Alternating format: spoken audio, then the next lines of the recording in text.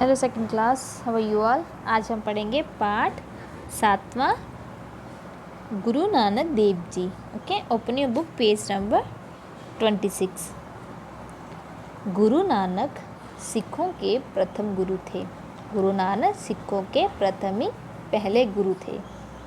उनका जन्म सन 1469 ईस्वी में कार्तिक पूर्णिमा को तलवंडी नामक गांव में हुआ था। इस स्थान को अब ननकाना साहिब कहते हैं। यह स्थान अब पाकिस्तान में है। नानक बचपन से ही साधुओं की तरह रहते और बातें किया करते थे। उनके मन में ईश्वर के प्रति अटूट भक्ति और प्रेम था। वह सारा समय ईश्वर भक्ति में बिताते थे।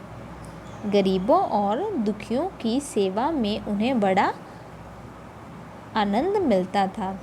एक बार उनके पिता ने उन्हें खेतों की रखवाली का काम सौंप दिया। वह खेतों की रखवाली करते हुए कहते, राम की चिड़िया राम का खेत, खाओ चिड़ियों भर भर पेट। यह सुनकर उनके पिता उन पर नाराज हुए, किंतु जब अनाज कट कर घर आया तो वह दंग रह गया। दंग मीन हैरान रह गए। इस बार अनाज पहले से भी अधिक हुआ था। इस पर भी उनके पिता को संतोष नहीं हुआ। अंत उन्हें नौकरी करने सुल्तानपुर भेज दिया, परंतु उन्हें नौकरी से जितना भी वेतन मिलता वह उसको भी गरीबों में बांट देते थे। उनके पिता ने उनका विवाह बटाला निवासी मूलचंद की पुत्री सुलक्षणी से करवा दिया, लेकिन उनकी धर्म के प्रति रुचि और बढ़ती गई और वह नौकरी और घर परिवार को छोड़कर ज्ञान और भक्ति के प्रचार के लिए यात्रा पर निकल पड़े। नानक जहाँ भी जाते लोगों से कहते, ईश्वर एक है और उसकी दृष्टि में कोई ऊंच नीच नहीं है। उनके द्वारा बताए गए सब धर्मों की समानता से संबंधित विचार सिख धर्म कहलाए। एक बार गुरु नानक मक्का गए। वह एक स्थान पर सो रहे थे। उनके पाँव उस समय मक्का की ओर थे।